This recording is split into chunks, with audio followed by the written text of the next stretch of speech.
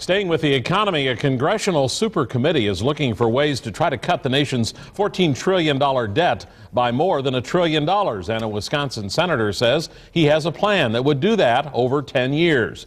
But is it feasible? Tonight, Fox 11's Kristen Crowley has our balanced coverage.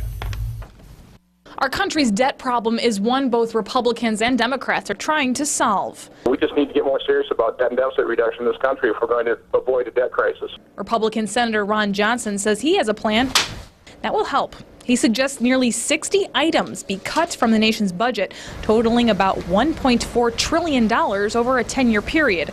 Johnson says it's a lot of money, but it's doable. Most of these programs most of the cost savings that we identified generally dealt with the duplicated programs elsewhere in the federal budget. But Lawrence University political science professor Arnold Schober says there are problems with the plan. For the most part, I don't see this going anywhere, as it is. Schober says some items in Johnson's plan are feasible, like removing the number of limousines, cutting federal advertising, and limiting the amount of documents printed for the government.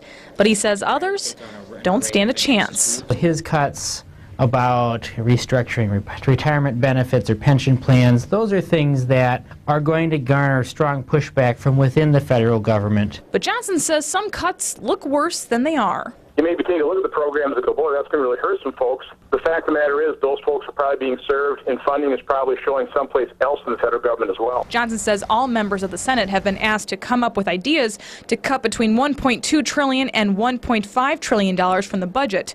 Schober adds any politician will be met with resistance trying to cut that much money. It's easier to fight about not expanding government because no one receives the benefit yet. But once you get a benefit, now there's a constituency that really likes that benefit. Trying to take on a lot of those interests at the same time is very difficult.